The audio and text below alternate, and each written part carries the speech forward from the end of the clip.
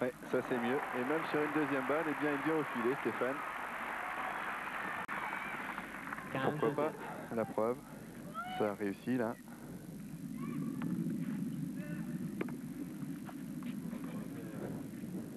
La volée de revers était moins puissante, mais tellement bien placée que ça suffisait largement au bonheur du Suédois.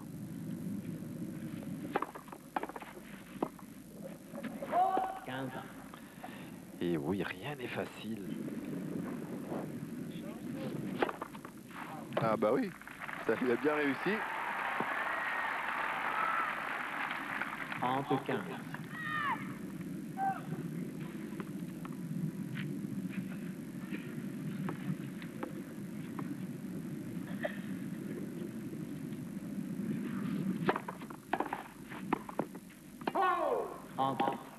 Ouais, 2 volées sorties là.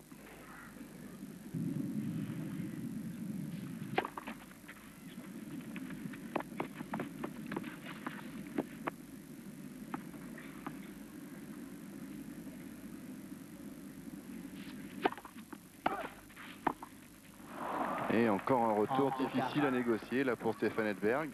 30-40, ce qui veut dire que Jim Courier a une balle de 7. S'il vous plaît, mesdames. S'il vous plaît. S'il vous plaît.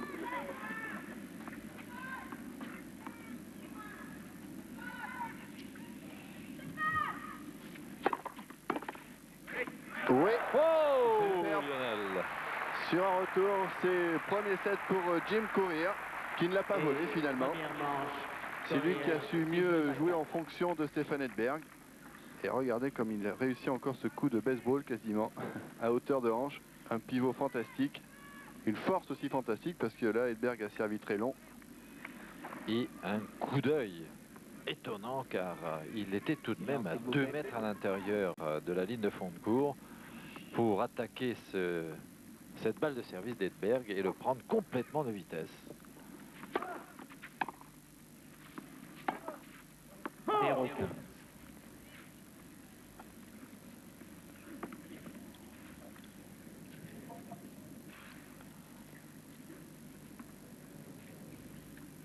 Technique très fruste, mais quelle efficacité. Quel engagement.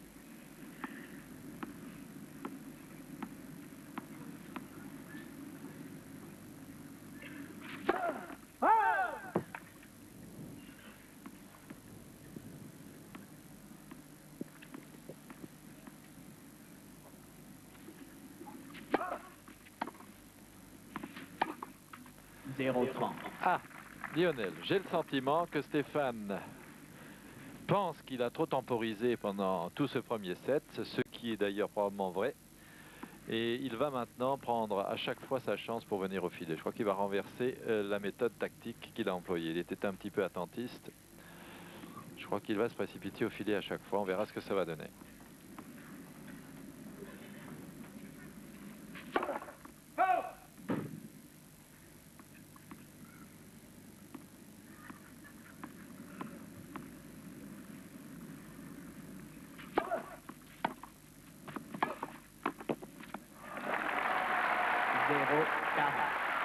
Eh bien, écoutez, Jean-Paul, Stéphane continue de montrer exactement ce que vous venez de nous expliquer. Il va au filet. Il essaie de venir provoquer, de bouger un peu, courir, car il le sent tellement solide dans l'échange que c'est la seule façon pour lui de le déstabiliser. Et 3 balles de break pour commencer ce deuxième set.